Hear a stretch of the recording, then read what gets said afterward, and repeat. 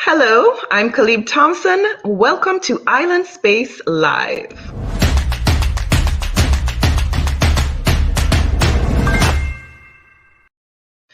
So to all my friends who are watching, whether you are on Jamaicans.com or Island Space page or Island Origins page, good evening and welcome to you all. I have been missing for a little while, but I have been busy trying to, as usual, take over the world. I am on this evening and I'm changing up the format of my show a little bit. So rather than trying to talk to somebody about a topic about themselves, I'm inviting my friends on to talk about some of the issues that are happening in mainstream American life right now, including some of which many of you have been seeing on the news. Of course, our friends in St. Vincent with the volcano that is erupting. Of course, this army lieutenant who was pulled over by the police and had pepper spray sprayed in his face and, was kind of shoved into the ground. And of course, this whole thing, several people have not heard yet about this thing with Tucker Carlson and talking about third world immigrants and how they're being imported to replace real Americans. So I'm inviting two of my friends on the show this evening, one of whom you all know and love, I'm sure, Lukkee Chong. Well, I'm sure you will love both of them. I don't know if everybody as well knows. Michael Sean Harris. Both of them are affiliates of the museum, Island Space Caribbean Museum. And they're coming on to talk to me this evening. How are you guys? Good. I'm well, thank you very much. I'm fine. Thank you for asking. You sound like you catch something, although you get your two juke already. Maybe that was the after effects of one of the two jukes. Or the combination of two jukes. Lord, Dion Journey saying, hi guys, wash hands. Yes, we are washing hands. Greetings. Yes, Dion, there's a lot of scary stuff going on in America right now, and we want to just kind of take a moment and, well, in America and in the world, in the Caribbean, all over. So first off, I want to talk to you both about what is going on in the Caribbean. And of course, La Soufriere, I don't know if I'm pronouncing it correctly, but that huge volcano in St. Vincent just erupted. And I'm going to show just a little clip here from BBC. It is an awe-inspiring, frightening sight. Captured by the islanders of St. Vincent as they fled the affected areas, huge, thick plumes of smoke and dust were sent shooting several kilometers into the air as La Soufriere unleashed its incredible explosive power. It was bright, but then the light began to deteriorate. And it wasn't at a slow pace, it was rapidly deteriorating. It was just darkness. And then what happened, then we began to feel something hitting your skin, Ashe. So this is what it looked like. I'm gonna leave the graphic up because I've been in snow, but I've never gone through or seen anything like this. And one of the things that I love about being someone from the Caribbean is that when there is a disaster, nobody loves the disasters, but the way that we rally together and support each other.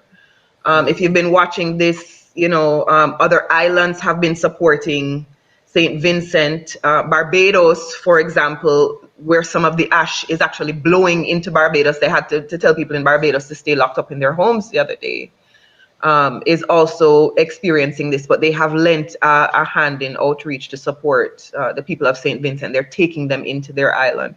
Your thoughts, Michael? Well, I mean, I love that, what you just mentioned about how people from other islands are putting people from St. Vincent up in their homes and, opening their homes and their hearts to them. One of my former students, who's a violinist in St. Vincent, called me on Sunday. Said, he's okay, but he's trying to find ways to encourage the people who are still there, people who are in shelters. And he really wants people to send messages of encouragement, whether it's, anything artistic, songs, music, whatever, or just words of encouragement. So, they're still going through it. It's not over. So, do what we can do. Yeah. Lukkee? Yeah, Michael, it's not over by any means. I'm not a scientist. I don't know, what the what the science of the situation is. I've a friend of mine, an ex-coworker and friend, Brian Meeks, shared on his Facebook page the image from the space station, Wow. and it is scary, right? Another friend of mine, Kashka, my son-in-law's best friend, lives in Barbados, and he's been posting like at 3:45 p.m. sunny afternoon normally, and it looks like midnight. Wow. In Barbados, which is over 100 miles away. Calibe talk about snow, or was it somebody said never been in snow? I think this is this is hell's version of snow, eh? Yeah. It's particles of rock, disintegrated rock that's falling on you. Snow melts. This is not gonna melt. Yeah, at least you can breathe in snow, right? Exactly.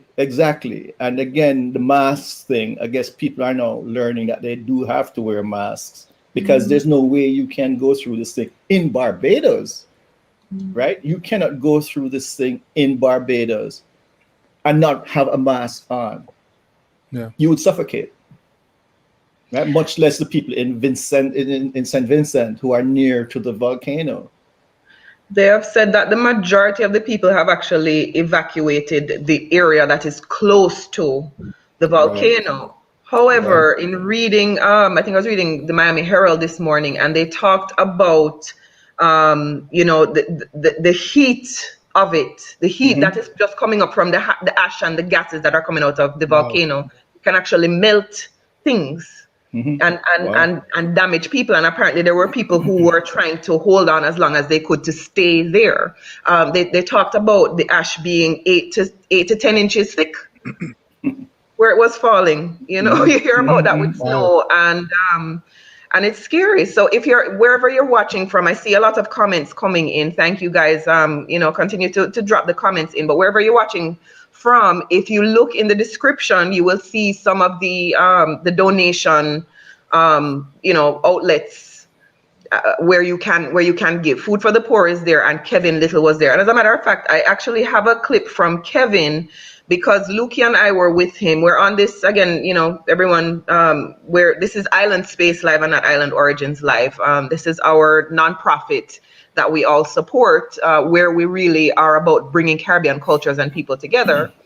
And one of the projects that we're working on involves reaching out to, various Caribbean celebrities and so forth. We're doing this thing on June 6th where we'll tell the story of the Caribbean. But it so happened that Lukkee and I were with Kevin Little this Saturday, and he gave us an exclusive message for the people of St. Vincent. What's up, guys? This is your boy Kevin Little, and right now I want to just send my love and words of encouragement and love again to my people of St. Vincent and the Grenadines, because right now we're going through a very tough time. The volcano on St. Vincent, which is among one of the largest volcanoes in the world, has erupted, and it's causing a lot of people to be displaced. It's causing a lot of businesses to shut down at the moment because the ash fall is so immense. You can't even see to drive. It's like winter on the island and neighboring countries as well. So pray for my country. I want to just encourage everybody to be positive as well, because me and a lot of your celebrities and people who are influential in the society are here trying to mobilize and really help as much as we can on the ground. All right, so St. Vincent, we love you. Yeah, he's one who's always about supporting his country. And again, Food for the Poor is accepting donations. I know Grace Foods tends to want to send things out when things like this are happening. But we are 10 minutes in. I want to, of course, encourage everyone to give to the people of St. Vincent. I see some great comments coming in. Fish and Things says that they're gathering donated items as well. If you're giving money, please give to Food for the Poor, give to Kevin Little's GoFundMe campaign. Both of the links for those are in the descriptions. However, let us move on to the next topic, and we're going to talk next about what I'm calling the Army lieutenant versus the police. So have you guys seen this clip that has been floating around now, and it's on mainstream news? Have you seen this Army lieutenant? Luke, you familiar with it? Yes, I'm familiar with it. Unfortunately, yes. Unfortunately. So for those of you who are not familiar with it, welcome to America again, right? Here comes a black Army lieutenant, black and Hispanic Army lieutenant who, I forget which city he's in. And police are trying to pull him over because they can't see his tag in the back of the car. It's a tinted car. It's a new car. Yes, Dion Journey is seeing it and she's agreeing that it's just awful, right? New car, has his license sticker in the back, and the police pull him over. He's driving down the road to try to get to a well-lit area, and rather than just pull over behind him, the police draw down on him with, let me stop describing and just. Public outrage is mounting over this traffic stop. Open the door! Captured from several angles as police draw their weapons. How many occupants are in your vehicle? It's only myself. Why are your weapons drawn? What's going on? Two officers stopping U.S. Army Lieutenant Karan Nazario for not having a rear license plate on his new SUV, according to a police report, which also notes they later saw a temporary tag inside, taped to the tinted window. I'm serving this country and this is how I'm treated? Yo, what guess what? I'm a veteran too. I don't know, babe. I'm honestly afraid to get out. Can I ask you what's going on? About a minute later, Officer Joe Gutierrez, whose termination was announced late Sunday, pepper sprays Nazario. Get out of the car now. That's Out of the car now. I'm trying to breathe. Ugh. Gutierrez and his former partner Daniel Crocker now facing a $1 million lawsuit, alleging a violation of constitutional rights. Nazario, who is black and Latino, says it was due to racial profiling. Take off your seatbelt and get out of the car. Look, I'm just gonna please. You're gonna do what you're told. The lawsuit filed earlier this month also claims police threatened to end Nazario's military career if he spoke out about the incident. My client wants to prevent those two officers from doing it to anyone else. Tonight, the town of Windsor, Virginia, describing the events as unfortunate, as Virginia's governor calls for an independent investigation. All right, I'm not going to keep going with that because it is just very depressing, right? But I think it's something that people need to see. And I see that, and I remember feeling, since I've been in this country, I've been here for maybe less than 20 years, but every time a police officer has pulled me over, if I'm going 5 miles over the speed limit or I borrow a car and it tinted too dark or whatever the excuse is, my chest gets tight. And I wonder what you both feel like. We're all on various shades of the color spectrum, but what you have felt like in your interactions with police in this country. Okay, I've been stopped once by police for speeding. I was really speeding unconsciously. My wife has had a similar experience, and she was really scared because my wife is black, obviously black, not like me, who's not obviously black. Yeah, I am black. For the record. Okay, we shall continue that conversation offline. Yeah. But there is a real fear in this country along a racial divide, which did not just start yesterday, Calibe. It began a long time ago. And to jump on my soapbox, because I really get upset whenever this subject matter comes along, right? We're faced with a situation where we have had a situation of slavery for the past 400 years. You know, black people were brought from the continent of Africa across the Atlantic into the Western Hemisphere for the most part, because we do know that even before the Portuguese got to Africa, Africans were already coming into South America. Anyway, in America, in the US of A, a line from one of Prince's new songs, just well, not new, but recently published songs, just came to me. Home of the brave, home of the brave, and land of the slaves. Oh. Right, and it's so profound, I think, because I think slavery still exists in certain people's minds in America today. And it has been something that has been impressed upon people's brains for 400 years. So it's going to take quite a while for it to change, right? You cannot change something overnight which has been hammered into people's psyche and brain over 400 years, right? That is generations upon top of generations upon top of generations who have been told that black people are slaves and that white people are superior.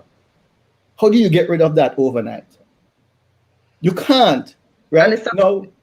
And it's a cultural thing that transcends whether Yes. you're in the Caribbean or you're in the US or whatever. I mean, we live and think and hope that we're getting away from that kind of mentality. I'm sorry, Calibe, there's a little difference, but I want to stick with the situation in the US of A because this is where we are and this is what we're talking about. This is what we're addressing, right? Driving while black is an unwritten crime in this country. Driving while black, right? You can be arrested or stopped in your car. You're a black man driving your Rolls Royce or your Camaro or whatever it is, high profile car down the street, and a policeman sees you, and because of the color of your skin, you're going to be stopped and questioned. The guy beside you is a white guy driving the exact same car, and he's not going to get stopped. You understand? And I feel very strongly about this, but it is going to take time. And yes, there are the beginnings of a realization that slavery finished some time ago, right? And that we need to move on as a people, as peoples from different ethnic backgrounds, right? We need to move on and come together because this world, like Haile Selassie said in his address to the United Nations, I think it was in 1963, until the color of a man's skin is no more significant than the color of his eyes, there will be war. Yeah. Right? Bob Marley made that phrase very famous in his song of the same name, War. Right? But that is what we are faced with in our society today. Right? We have to decide that the melanin or lack of melanin in your skin should not be important for any decision that you make. And that comment from Emily that is coming up on the screen. The man was an army officer, is an army officer, he's a lieutenant in the army in full army dress. And this is the way he's been treated by two police officers, one of whom was Latino, black Latino. Right? So what is it going to take for this to stop? Now, a woman cannot mistake a policewoman, a 25-year police service, cannot recognize the difference between a taser and a shotgun on her waist. So she pulls out the shotgun and calls out taser, and shoots the guy. That's the other incident that happened in the weekend in Minneapolis. That's the other incident that happened in the weekend. And I want to ask you, Lukkee, about being Asian in this country at this time. You know, oh my God, black people have been living it, and you're getting kind of listen. I am fortunate. Most places, most public places I go in my neck of the woods, I'm often mistaken for a Latino. The first words for a stranger greeting me is "Cómo está?" Right? I don't speak a word of Spanish, unfortunately. I would love to, right? But we need to look at the history, the racist history of this country again, Look at what was happening during World War II to the Asians in this country. Not necessarily saying they can't tell the difference between Japanese, Chinese, and Korean or whatever, Khalid. If you have slanted eyes, you've gone into a camp. You're Oriental. You've gone into a camp. You've gone into a concentration camp, which is very similar to what Hitler was doing to the Jews in World War II in Europe. Yeah, but I don't want to go too far because we have to stick to time. I do talk a lot, right? I know you go down the rabbit hole. But I remember at the very beginning of COVID, you saying, that you would go into Chinese restaurants or Chinese supermarkets and they would tell you thanks for coming in there because the Americans, I guess, were kind of scorning them because of this COVID, and it seems to be getting worse and worse. Michael, I do want you to weigh in before we change topic. Any thoughts? Okay. Well, I know that Lukkee has a soapbox. I have a soapbox which is similar but different, but it won't take too much time. But I would just say that that is one of the biggest. Some people say that America doesn't have any culture. It's not true. The culture is racism, and and a part of that culture is miseducation, and it's miseducation on both sides of the quote unquote color line. Whether you identify as black or you identify as white, and there's a lot of miseducation, and I mean there's some stuff deeper than that needs to be sorted through. But until they start to deal with some of those root causes, this won't change. Yeah, agreed.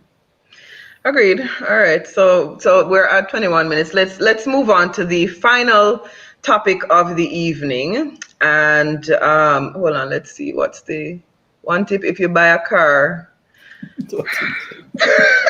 Emily, thank you.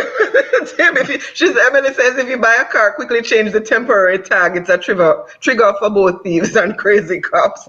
While this is true, I think, when we come to this country, yes, some of us are coming looking milk and honey and money growing on trees, but some of us are just looking for an opportunity where, we're promised the pursuit of happiness. Once you become a citizen, at least, there's a comment in here that I'm not going to put on the screen because it's gonna go down. There's an argument about issues between Asians and Black people and whatever, but this is island space. This is where we talk about issues that affect the Caribbean community in particular. So we're gonna stay on that topic.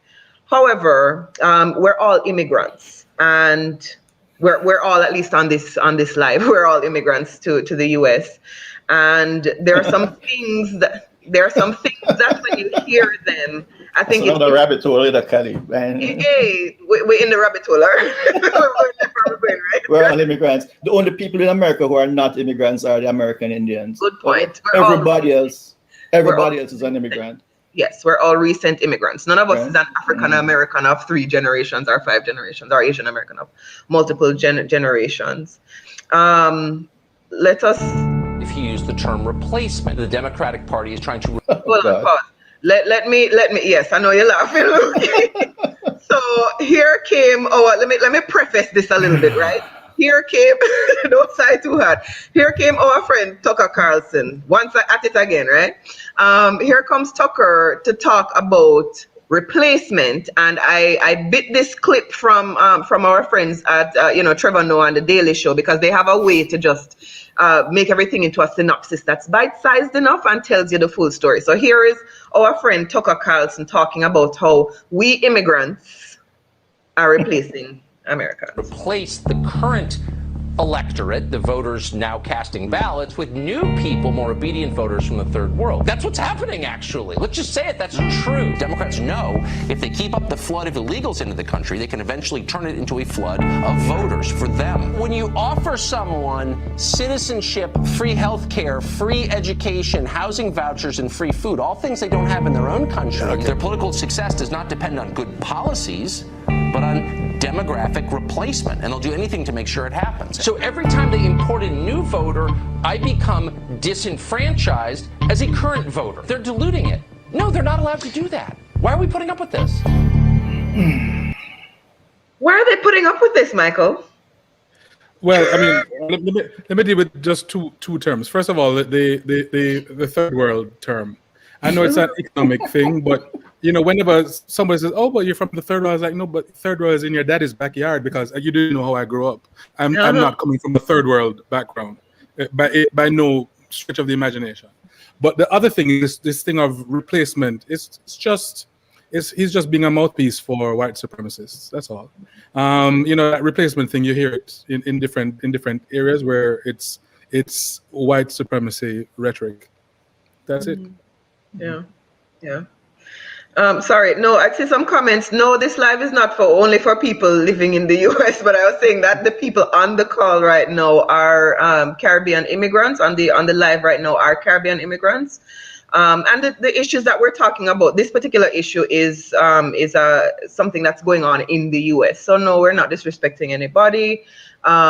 We include everyone here. We're just having a nice open conversation. All right, Lukkee, I know you have many thoughts. Oh my goodness. Let me go before you, because you're going to take long. Not actually. You're going to take long, right? I have an issue with this guy because, as Lukkee said, we are all immigrants in this country, and where we are in the US, we are all immigrants in this country. And we come here and we're supposed to assimilate, and we're supposed to, the issue is you're not assimilating enough, or you're not gelling in enough with how we live and how we do our thing. And sometimes Tucker will say things, I remember him saying once that, is either him or one of them other Fox people had said that everywhere immigrants are, the place is dirty and whatever. And I thought to myself, there are some places like that, but I know there are some places where there are Americans who are very, very dirty as well. And we all come here and we, again, just try to make a better life for ourselves, trying to achieve this American dream. And I feel like he's stabbing at us who are the first generation immigrants. But I feel when he talks, he's also talking about the Black Americans or the African Americans who have been here for generations, from 400 years ago, like when his people immigrated. His people probably came here after many of the Black American families that are living in America. And so I am incensed every time I hear him speak, every time I see any kind of reference to anything that he's talking about. Yes, go ahead, Lukkee. I refuse to have my brain and my thoughts sullied by network cable news, and in particular that three-letter named one, named after that animal. They are a disgusting set of people. They have no qualms about their agenda. Politics and racism is their agenda. I have no doubts about that. And I cut my cable. I fired the cable people, Comcast. I fired them. Watch it. They didn't pay. Are they one of your sponsors? No. I fired them. Our sponsors. They're not one of our sponsors. But I fired them in 2015 because of the propaganda that I saw, the way they were being led by the puppeteers in the back rooms of Washington and New York, right? And Virginia, right? I fired them because of that. It was quite obvious to me. Emily say yes, fire them, fire. Exactly. Right on, Emily. Right? Because there's no way. I have other things to do with my brain space. I'm sorry. I got a limited amount of gray matter in there. You can see it. It's small, and right now it's getting quite exposed. Right? That guy that you just played is one of the most disgusting people, and he has people who are in bed with him whose name I refuse to even mention. Right? I will not give them I will not call their names. I will not. Their names are not coming out of my mouth. Right, just like the last president. His wife, by the way, was an immigrant. Did she really get her green card yet, by the chance? So his parents, I think, or his grandparents were also immediate immigrants. But she still even have the accent, Calibe. She hasn't even lost her accent, right? Is her green card legitimate?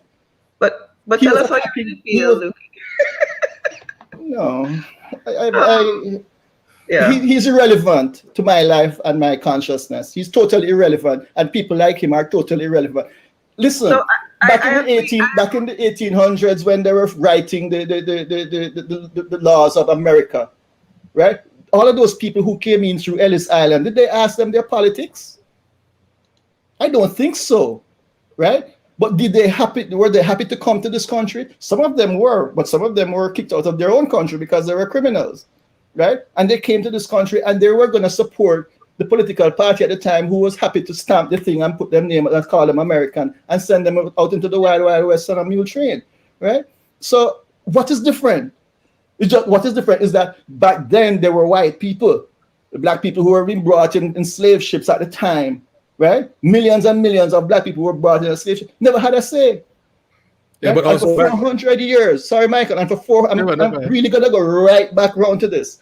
And for 400 years, Calibe and Michael and everybody else who is listening, white people got told that black people were inferior. Yes. And they were slaves, and they taught that to their children and their grandchildren and their great-grandchildren and their great-great-great-grandchildren. And on top of that now, black people were being taught by white people that they were not better than animals. And they got told that for generations and generations and generations and generations. So it takes a lot to change your mind. You're going to change your thinking. Yeah, right? but we the all truth need is that psychiatrists. It can be changed, and just like how the propaganda changed, because there was a time when the Irish and Italians weren't considered white and Jews weren't considered white coming in, and it's been revised, and they're part of the club. A lot of these things can be also the miseducation can be re-educated. Listen, Marcus Garvey, who came here from St. Anne's, Jamaica, a black man, did his thing to change racism in this country. Harry Belafonte, who was brought up in St. Anne's, right, as a Jamaican, we knew he was born in New York, but he sent to his grandmother in St. Anne's and was raised in St. Anne's until he was 12, saw Bustamante and was invigorated by Bustamante. So he came back to America and did his thing to change racism, marching with Martin Luther King, right? So our thinking, we as the older generation need to teach our children, because you're black doesn't mean that you are slaves. It doesn't mean that you are not as good as the guy next door who is white, pearly white and blue eye or green eye. You're no less than him. You understand? And that is the lesson, Michael and Kali, that we have to look at sending out into our society. Listen, this world, we have spaceships going around the globe. The globe has shrunk. It takes 3 hours to get from one side to the next.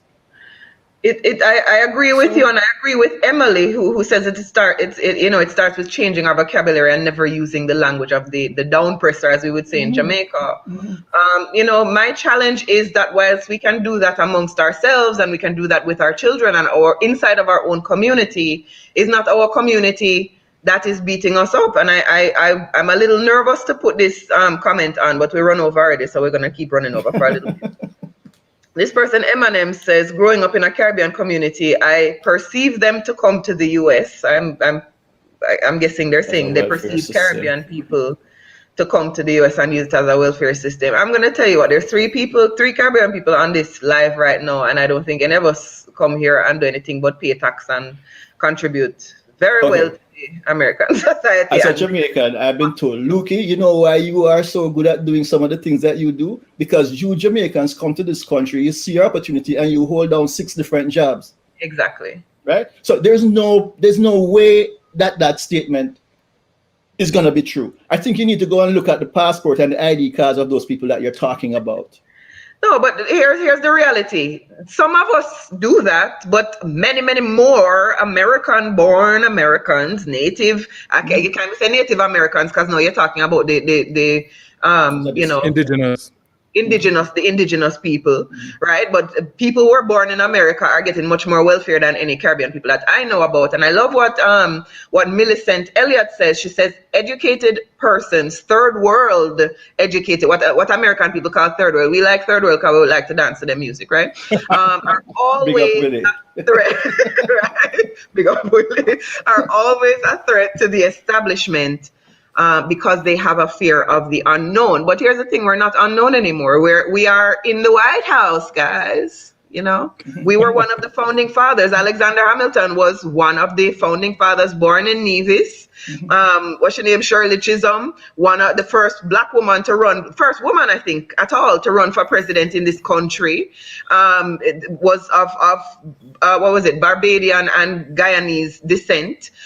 We are present and we are not an unknown entity. The nurse who's taking care of your grandparents right now, or your parents right now, is a Jamaican or a Haitian or somebody. So I think it is disingenuous of them. I think it is thinly veiled, as you said, racism. But what we want to do with the work that we do at Island Space, and I'm going to bring it back because I know we can go down all the rabbit holes, but what we want to do with, yes, roll it back in, what we want to do with our work at Island Space really is to bring together the Caribbean community and to show the value of what it is that we do as Caribbean people in the diaspora. So for those who are, watching and asking if this is a show only for people outside of the country, no, it's not. But we're based in the diaspora, and we don't find a lot of conversation about the things that go on in this country and how it affects us.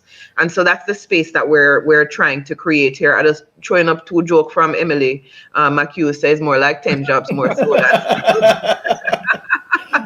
Okay, Emily, I like to watch TV too, but not movies anyway. I'm not doing 10 jobs. Every now and again, right? So I do want to just share. We have the 3 of us here on this call before we wrap it up are members of a programming committee for an event that is coming up called Magic at the Museum. It's going to be the global launch of Island Space Caribbean Museum. If you haven't been there yet, we want to invite you to come out. Let's just have a look at the promo real quick. Join us and let's make history together. Magic at the Museum, the Island Space Global Launch and Fundraiser, goes live on Sunday, June 6th at 6 p.m. It's a celebration of Caribbean history, culture, and entertainment with a 2021 twist. Learn more at islandspacefl.org/magic and donate today.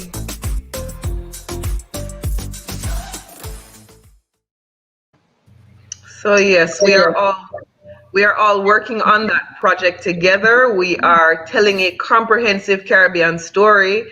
We have gone, we in the Caribbean have gone through the racism and the natural disasters and the all of what we just talked about seeing in this country that we have now moved to and the society that we have now become a part of. So we invite everyone watching to come onto that show on June 6th. You can visit islandspacefl.org to learn more.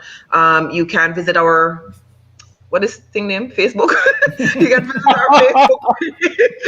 Facebook, Instagram, Twitter. Facebook, Instagram, no, but visit the Facebook page and sign up to get your alerts as to when the event is happening. We don't have an event page up yet, but if you go to Facebook, you'll get the reminders. Please go ahead and do like our social media pages because you will get information there on that. We will see you again next week when the topic is actually, and it's not me that is going to be on managing the panel next week. It's going to be Andrea John Baptiste, and of course next week Tuesday is 420 Day. For you people who know what that is, it's a little bit of the kush, the herb, the marijuana, the ganja.